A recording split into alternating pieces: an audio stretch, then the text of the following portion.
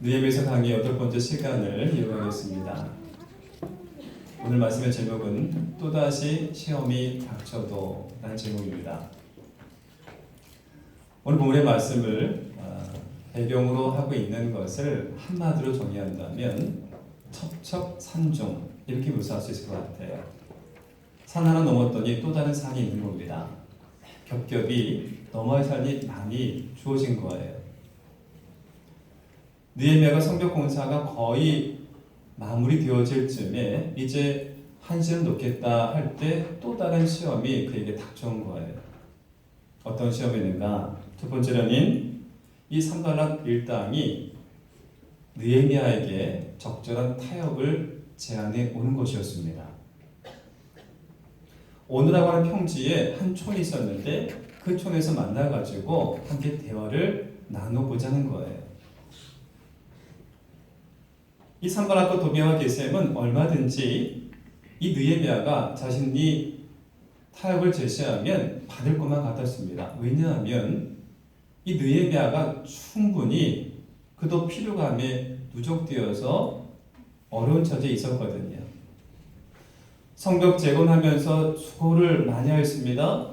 또 유대 사회 공동체에 그 치료하는 과정에서 많은 정신적인 어려움도 있었어요.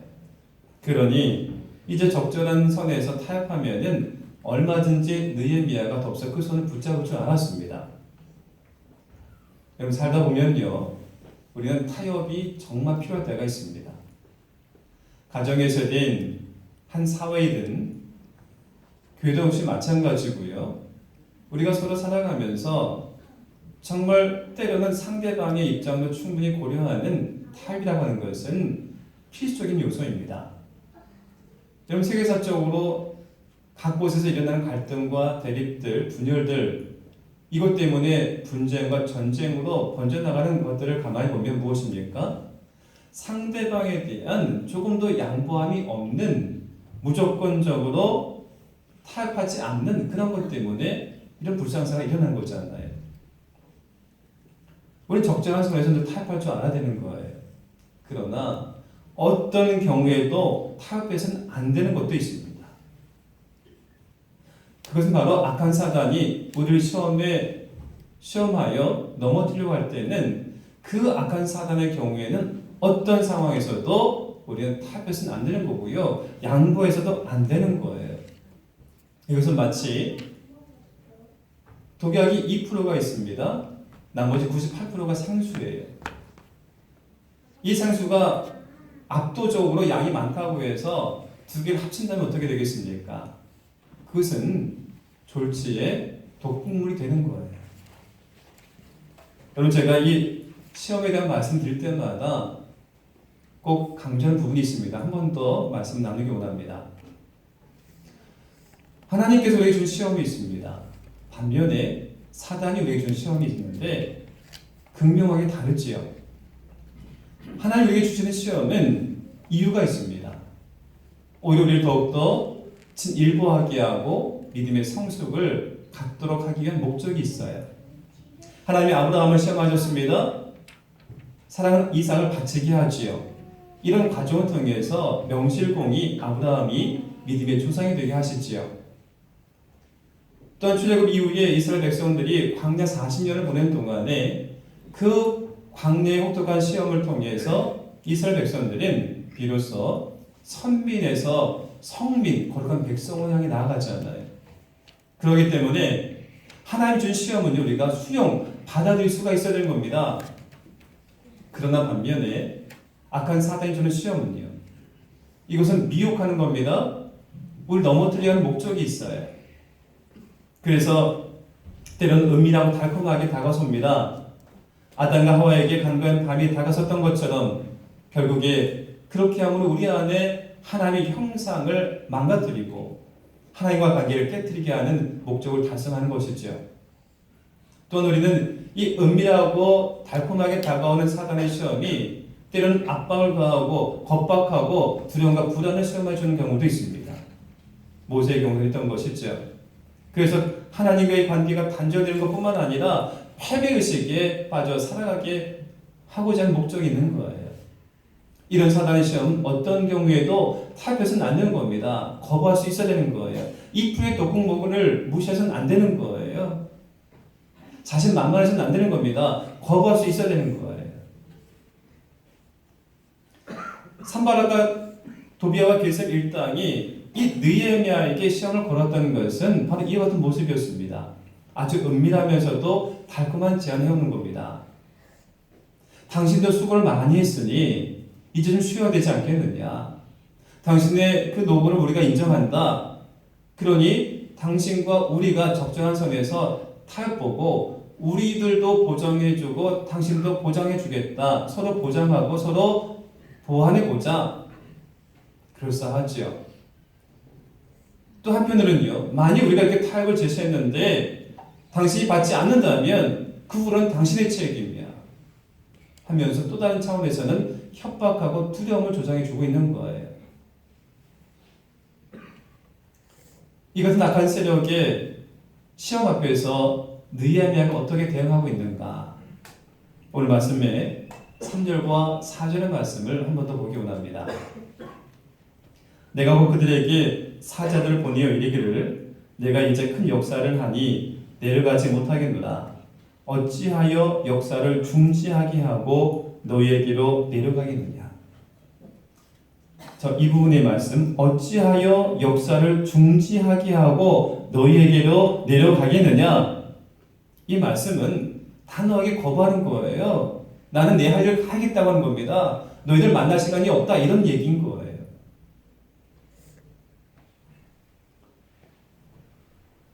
지금 이 느헤미야는요. 자신에게 닥쳐올 그 위기가 어떤 것인지 몰라서 이렇게 거부하는 것이 아닙니다. 만일에 이 산발락 일당들이 손을 내민 그 타협안을 받지 않으면은 자신에게 어떠한 불이익과 어떠한 두려운 일이 발생할지 미뤄 짐작해 볼 수도 있는 상황이에요. 그럼에도 불구하고 느헤미야가 단호하게 거부하고 있는 것은 다름이 아닙니다. 어찌하여 역사를 중지하게 하고 너에게로 내려가겠느냐. 이 말씀은 하나님이 내게 명하신 역사, 즉 하나님 내게 주신 이 성벽 건축하는 이 사명을 내가 임의로 어떻게 멈출 수 있겠느냐 그런 말씀이에요. 하나님이 멈추다 하면 내가 멈출 수 있겠는데 당신들이 멈추다 하면 내가 멈출 수가 없다 이런 말씀인 것이죠. 말하자면 내게 상을 베푸신 분도 하나님이시고 나로 멈추게 하신 분도 하나님이시고 나로 쉬게 하신 분도 하나님이시고 하는 겁니다. 지금까지 나의 달려온 길, 앞으로 달려갈 길도 하나님께서 명하셨기 때문에 내가 달려가는 것이고 그분이 명하시면 내가 얼마든지 멈출 수 있고 타협할 수 있지만 그분이 말씀하지 않는다면 나는 결코 당신의 말에 당신들의 타협을 받아들일 수가 없다라고 하는 말씀인 거예요.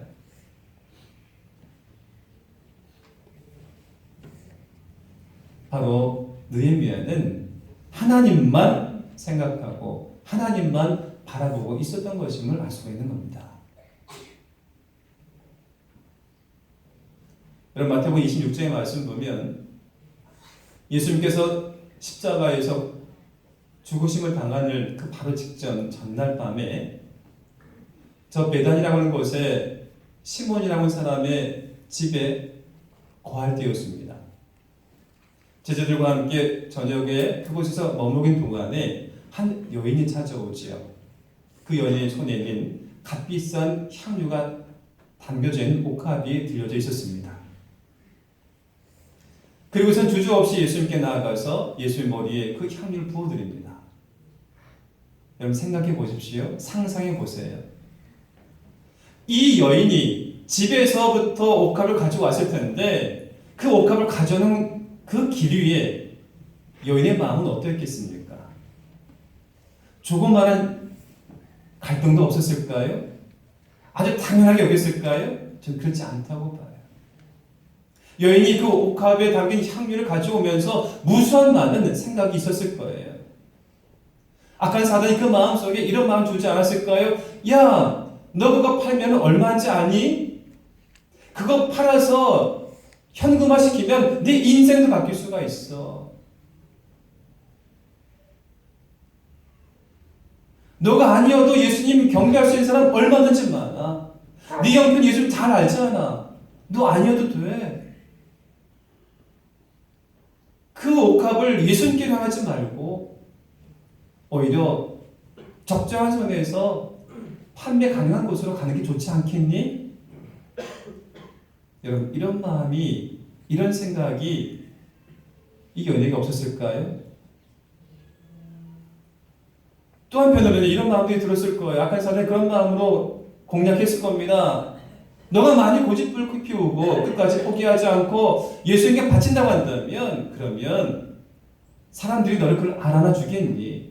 너의 비천한 출신을 사람들이 알고 있는데 오히려 사람들이 널 욕하지 않겠니? 네가 뭐라고? 주제 파악도 못한다고?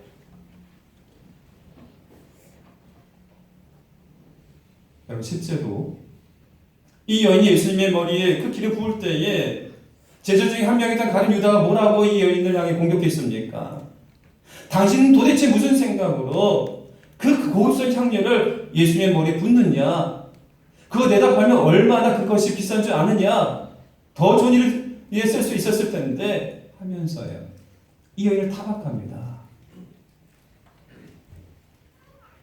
그럼에도 불구하고 이 여인이 악한 사단이 주는 그 시험을 이기고 마침내 예수님의 머리에 그 기름을 부으면서 그 누구도 해내지 못했던, 아니 하려고도 생각지도 않았던 예수님의 십자가에 죽으신 바로 직전에 예수님을 정성껏 섬기길 다하는 그 일을 바로 이 여인이 해낼 수 있었던 것은 오직 사단의 시험 앞에서 예수님만 생각하고 예수님만 바라보았기 때문이잖아요. 그렇습니다, 여러분. 사단이 우리에게 때는 은밀하고 달콤하게 시험을 해옵니다. 적정한 선에서 타협하며 살기를 우리에게 충동질하지요. 믿음 생각하고 그렇게 해도 하지 않아도 괜찮아. 적정한 선에서 이런 것 하면 되잖아.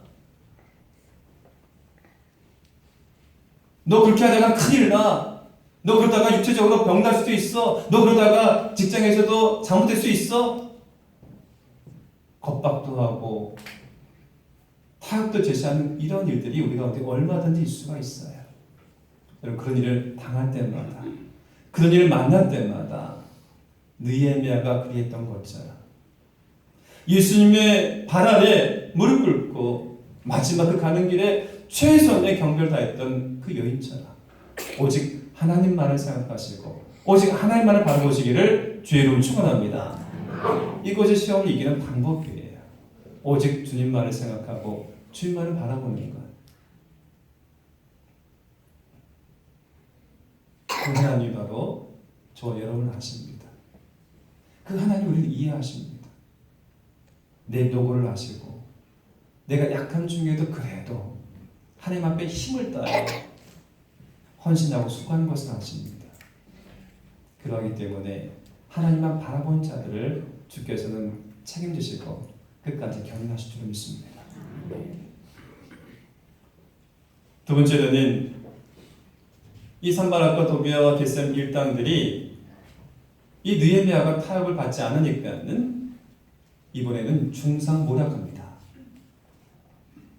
4번씩이나 타협안을 제시했지만 받지 않은 이 느헤미야에게 5번째로 공식 문서를 보내는데 그 문서 안에는 느헤미야를 의미하는 내용들로 가득 차 있었습니다. 여러분, 멀쩡한 사람들도 쉽게 병들게 하는 아주 빠른 방법이 있습니다. 그 무엇인가요? 어떤 날카로운 비수보다 더 심각하게 빠르게 상대방의 가슴을 병들게 하고 다치게 하고 죽음으로까지 몰게 하는 것은 거짓 소문, 중상모략입니다. 이 산발락 일당들이 가짜 뉴스를 퍼뜨리기 시작한 거예요. 오늘 말씀에 5절에서 7절까지 말씀이 여기에 해당됩니다. 산발락이 5번째는 그 종자의 손에 봉하지 않은 편지를 들려 내게 보냈는데 그 글에 이르기를 이방 중에도 소문이 있고 가스무도 말하기를 너와 유다 사람들이 모반하려 하여 성벽을 건축한다 하나니 네가 그 말과 같이 왕이 되려 하는도다. 또 네가 선지자를 세워 예루살렘에서 너를 들어 선전하기를 유대의 왕이 있다 하겠으니 지금 이 말이 왕에게 들릴지라. 이 산마라 일당들이요, 다섯 번째 보내는 문서에는요 봉인하지 않았다는 겁니다. 원래는 봉인해가지고 거기에 날인 도장꽝 찍어가지고 누구도 보지 못하게 되는데 일부러 봉인하지 않은 채로 문서를 보냅니다. 사람들이 보게 하는 것이죠. 그 내용 안에는 말도 안 되는 가짜 이야기들이 참져 있는 거예요. 느헤미야가 모반, 즉 자기가 스스로 왕이 되려고 한다는 겁니다. 성벽을 건축하는 것도 다 이유가 있는데 자기가 스스로 왕이 되려고 했다는 거예요. 심각한 가짜 뉴스잖아요. 이곳이 삽시간에 팔레스틴 전역으로 펼쳐나가고요. 그 잘못된 소문이 페르시아 왕에게 들려지는 것은 시간 문제였습니다. 만일 그렇게 되면 어떻게 될까요? 느헤미야는 파직당하고 페르시아로 소환될 거예요. 목숨까지도 잃을 만한 상황입니다.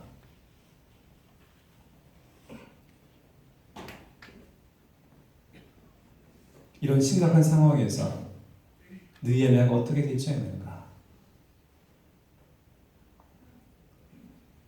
그럼 제가 지난 10월 19일에 한 일간지 나와 있는 우연히 글을 보게 되었는데 너무 인상적이어서 하나 소개하려고 합니다.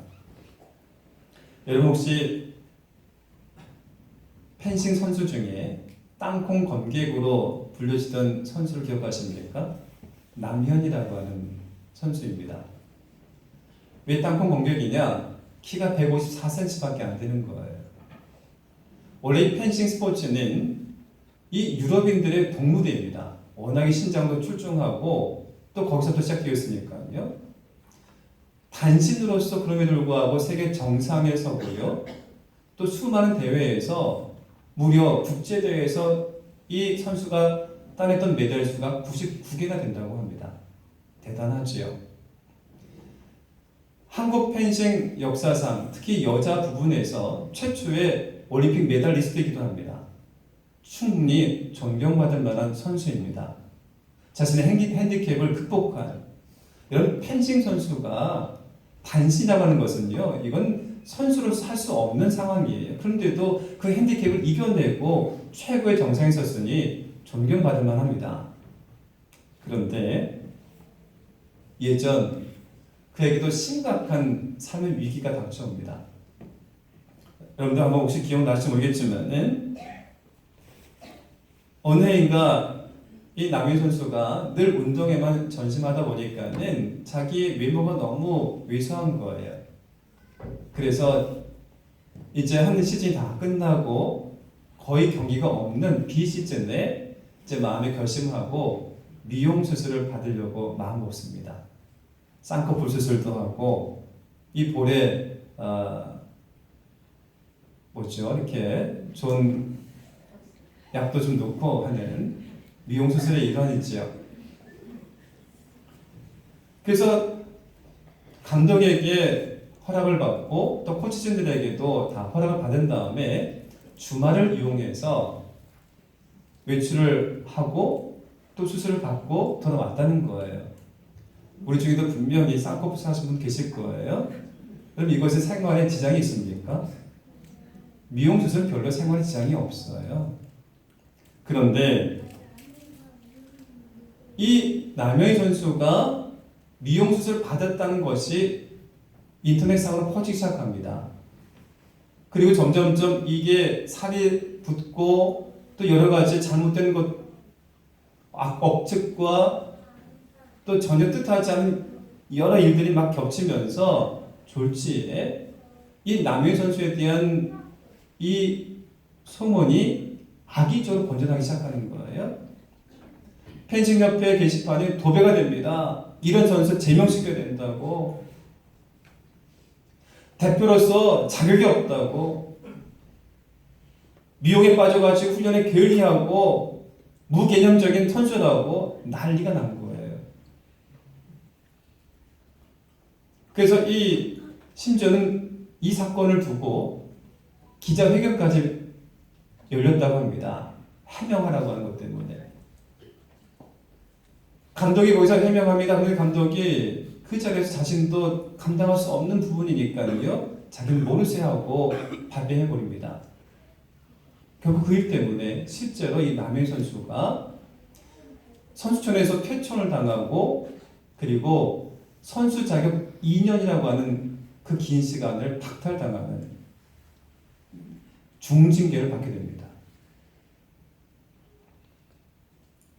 그나마도 나중에 그가 감독의 재가도 받고 코치진들에게 다 허락받고 했다고 하는 것이 알려지면서 2년의 자격정지가 6개월로 줄어들었다고 하는 것이 그나마 위안이었습니다. 당시의 상황을 이 선수는 이렇게 묘사합니다. 내가 시합에 나가서 상대방에게 칼을 겨누기도 하고 또 칼을 맞기도 할 때에 상대방이 찌른 칼이 너무너무 아픈데 그 칼을 찌른 것보다 더 아픈 상처가 나에게 남았습니다. 실제 칼보다 더 아팠다는 거예요. 얼마나 그가 고통이 심했겠으면 이런 표현을 썼겠습니까? 그런데 놀랍게도요. 소위 쌍꺼풀 사건이죠. 그 사건을 겪고 난 이후에 이 남희 선수가 국제대회에 출전합니다. 당시 규정으로는 자격정지를 당하면 국내에서는 뛸 수가 없는데 개인 자격으로는 국제대회에 참석할 수 있다는 거예요. 그래서 개인 자격으로 국제대회에 참여해서 1등을 차지합니다. 대단하지요. 그 모든 악소문과 사람들의 차가운 시선을 이겨낼 수 있었던 것에 대해서 이 남희 선수는 덤덤하게 자기 인스타그램에 올린 그 인용 글을 가지고 자기 심정을 밝히는데 그 장면이 제가 너무 좋아서 있는 그대로 소개해 보려고 합니다. 네가 훌륭한 건 넘어지지 않아서가 아니라 넘어졌을 때 벌떡 일어나기 때문이다. 중심이 명확하기 때문이다. 중심이 명확하기 때문이다. 전 이 말이 너무 좋았어요. 여러분, 느헤미야가 가짜 뉴스의 무방비로 노출되었습니다. 이것 때문에 자칫 큰 봉변을 당할 수가 있는 거예요. 매우 위급한 상황입니다. 금녀 서둘러서 나와가지고 해명해야 되는 거예요. 난 절대로 그런 사람이 아니라고. 그건 중상모략이라고. 나에 대한 음해라고. 자꾸 해명하면서 사방을 다니면서 수습해야 되는 거예요. 그러나 느헤미야는 그렇지 않아요. 그렇게 하지 않습니다. 굳이 해명하려고 하지 않아요. 그러면서 느헤미야가 보여줬던 반응은 이런 것입니다. 오늘 말씀 중에 9절의 말씀 보기 원합니다. 이 9절 말씀은 다 함께 받들기 원합니다. 같이 읽어볼까요? 시작. 이는 그들이 다 우리를 두렵게 하고자 하여 말하기를 그들의 손이 피곤하여 역사를 중지하고 이루지 못하리라 합니다. 이제 내 손을 힘있게 하옵소서 하였노라. 아멘. 맨 마지막 말씀, 이제 내 손을 힘있게 하옵소서. 이 말씀을 표준세문을 보면은 하나님 나에게 힘을 주옵소서 이렇게 번역되어 있어요. 하나님 내게 힘을 주옵소서. 이 말씀 뭐냐면요, 단지 이것은 수동적으로 방어적으로 기도하는 것이 아니에요. 오히려 반대입니다. 하나님 나에게 힘을 주옵소서. 이 말씀은 어떤 중상모략에도 어떤 거짓된 소문에도 굴하지 않게 하시고 하나님께서 내게 맡겨진 이 역사 성벽 건축이 완성될 때까지 끝까지 내가 이 일을 감당하기 원합니다. 우르나 자르나 추지 않기 원합니다. 끝까지 감당하기 원합니다. 이런 결심에 기도했던 거예요. 남의 선수의 말을 인용하면 하나님 내가 넘어져도 바르게 설 수 있도록 내 중심을 명확하게 지켜주시옵소서, 이런 내용인 것이죠. 여러분, 오뚜기가 어떻습니까? 오뚜기가 넘어졌다가 다시 벌떡 일어날 수 있는 것은요, 중심이 명확하기 때문이지 않나요? 어떤 악소문들, 어떤 악의적인 것들이 우리를 넘어온다 할지라도 우리가 중심이 명확하면 넘어졌다가도 일어나는 거예요. 하나님 나를 힘있게 하옵소서. 내 중심을 하나님 지켜주시옵소서. 끝까지 일을 완수하기 원합니다. 이것이 느헤미야의 기도였던 겁니다. 우리가 세상 살아가면서요, 그리스도인답게 말씀대로 믿음대로 살아가는 것이 어디 쉽습니까? 악한 사단은 끊임없이 우리를 공략하고자 악의적으로 수많은 가짓된 일들도 우리를 넘어뜨리려고 하고 소문 퍼뜨기도 하고 또 갖가지 방식으로 공략하는데, 내가 바르게 살고 말씀대로 살고 믿음대로 살려는 우리들을 비웃고 넘어뜨리려고 하는 수많은 방법을 다 사용하는 그때에 그럼 어떻게 우리가 대처할 수 있겠습니까? 그럴 때마다 낙심하고 그 믿음의 자리를 이탈하게 만드는 이 사단의 공략을 이겨낼 수 있는 것은요, 동일합니다. 하나님, 내 중심이 명확하기를 원합니다. 나도 힘있게 하시옵고 말씀대로 믿음대로 살아갈 수 있도록 끝까지 나에게 힘주시고 나를 붙잡아 주시옵소서. 똑같이 다른 세상적 방식으로 대처하는 것이 아니라 우리 신앙, 우리의 믿음을 명확하게 중심 지키게 해달라고 기도하며 하나님 앞에 힘을 달라 구할 때에 그것이 사단의 시험을 이겨내고 마침내 믿음을 승리한 비결임을 여러분 믿으시기 바랍니다. 마지막 세 번째로는요, 이 산발락 일당들이 이도저도 안 되니까 이번에는 또 다른 방식을 사용하는데, 그것은 이 느헤미야를 현 상황에서 피하도록 하는 그런 전략을 씁니다. 이 이스라엘 백성들 안에서도요, 산발락 일당들과 내통한 이들이 있었는데 그 중에 뇌물을 받은 거짓 선지자 스마야라는 사람이 있었습니다. 그는 타락한 사람이었습니다. 거짓된 예언자였습니다.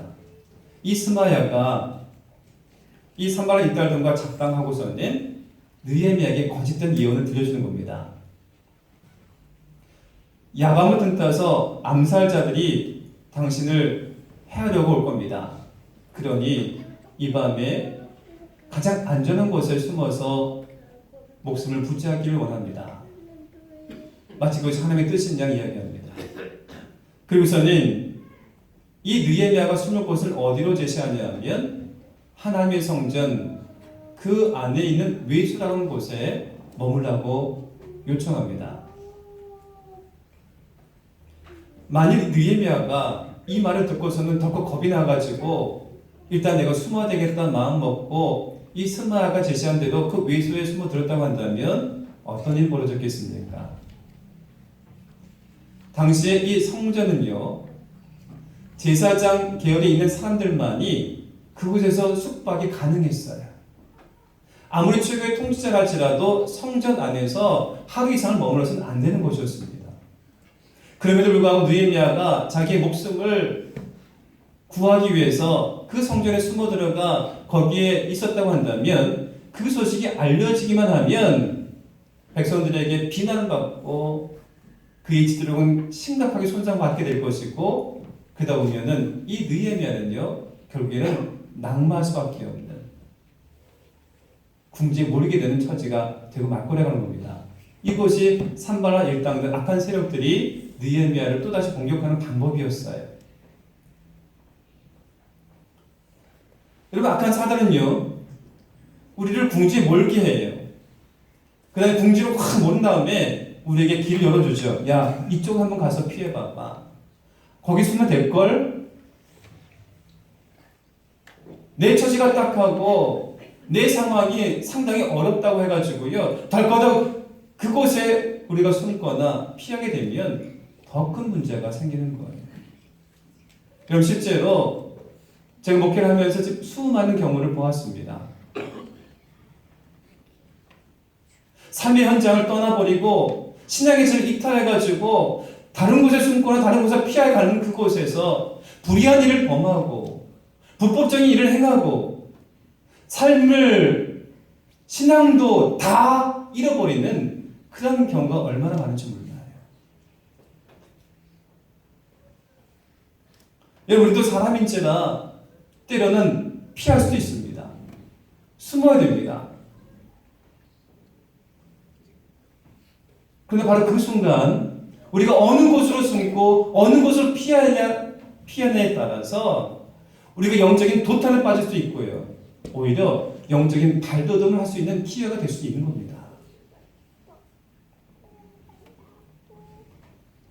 여러분, 출애굽 시대 때에 이스라엘 백성들이 애굽에서 나옵니다. 그런데 그들이 행군하며 나아가는데 앞에는 홍해가 가로막고 있고요. 그 뒤로는 파라의 군대가 맹렬하게 달려옵니다. 그 순간 이스라엘 백성들이 어떻게 해야 되겠습니까? 파라 군대와 싸운다면요, 백전백패입니다. 이스라엘 백성들은 오합지졸이었잖아요. 무기도 없었습니다. 싸움의 경험도 없어요. 지는 겁니다. 이스라엘 백성들이 할 수 있는 것은 숨는 거예요. 피하는 겁니다. 그게 상책이에요. 믿음의 사람들도 피해야 될 때가 있어요. 숨을 때가 있습니다. 문제는 어디로 숨냐가 문제잖아요. 어디로 피해야 되는 문제잖아요. 이럴 때 하나님께서 그들에게 어떻게 하셨습니까? 놀랍게도 이 이스라엘 백성들이 생각지 못한 방식으로 그들을 피하게 하시는데 바다길을 여셔서 그들을 건너가게 하시잖아요. 그들의 피할 길은 눈에 보이는 길이 아니었어요. 바다 저 밑바닥에 그리 나아갈 길을 하나님께서 준비해 두시고 진퇴양난에 빠졌던 이스라엘 백성들을 길 여시고 그것을 향해 나아가게 하시잖아요. 여러분, 그렇습니다. 하나님만이 우리가 꽉 막힌 상황에서도요, 놀라운 방식으로 우리를 피하게 가시고 숨게 하신 분이라고 하는 것을 기억하시기 바랍니다. 하나님만이 우리의 피난처가 되시고 하나님만이 우리의 요새가 되시며 하나님만이 우리의 산성이 되셔서 우리가 숨을 수 있게 하시는 곳, 제공하신 분이시고요. 우리가 나아갈 수 있도록 길을 여신 분이 우리 하나님이심을 믿으시기 바랍니다. 고린도전서 10장 13절의 말씀에 사도 바울을 통해서 이렇게 말씀하시잖아요. 사람이 감당할 시험 받기는 너희가 당한 것이 없나니 오직 하나님 믿보사 너희가 감당치 못할 시험 당함 허락지 아니하시고 시험 당할 쯤에 무엇입니까? 피할 길을 내사 너희를 능히 감당하게 하십니다. 그렇습니다, 여러분. 아무리 궁지에 몰린 상황이라 할지라도 사단이 제시하는 곳으로 가지 마시고요. 하나님이 반드시 피할 길을 주심을 믿고 하나님만을 바라보시기를 주의 이름으로 축원합니다. 하나님께서는 기이한 방식으로 우리 생각 뛰어넘으시는 방식으로 바다에 길 내시고 나가게 하시고 건너가게 하시고 마침내 승리케 하시고 축복의 백성들도 삼아 주실 것입니다. 우리가 하는 걸음걸음마다 하나님께서 인도하셔야 당신의 강한 손을 붙잡아 주신 겁니다. 오늘 말씀의 결론입니다. 여러분, 하나님께서 우리를 붙잡아 주셔야 악한 사단이 우리에게 적정하게 타파자라고 제안해 올 때마다 더 그럴 때일수록 그러므로 하나님만을 생각하시고 하나님만을 바라보십시오. 어떤 거짓된 것들이 어떤 중상모략이 우리에게 있다 할지라도 우리 믿음의 중심이 명확해지기 원합니다. 내 손을 힘있게 하시옵소서. 그리고 여러분, 어떤 경우에도요, 하나님이 우리에게 숨게 하셔요. 피할 길 반드시 주십니다. 우리가 동행하신 하나님, 늘 살림 주신 하나님을 붙잡으시기 바랍니다. 우리 주신 말씀 마음속에 새기면서 같이 찬양의 자리에 나가기 원합니다. 이 말씀이 결단되기 원합니다. 이 찬양 우리 고백되기 원합니다.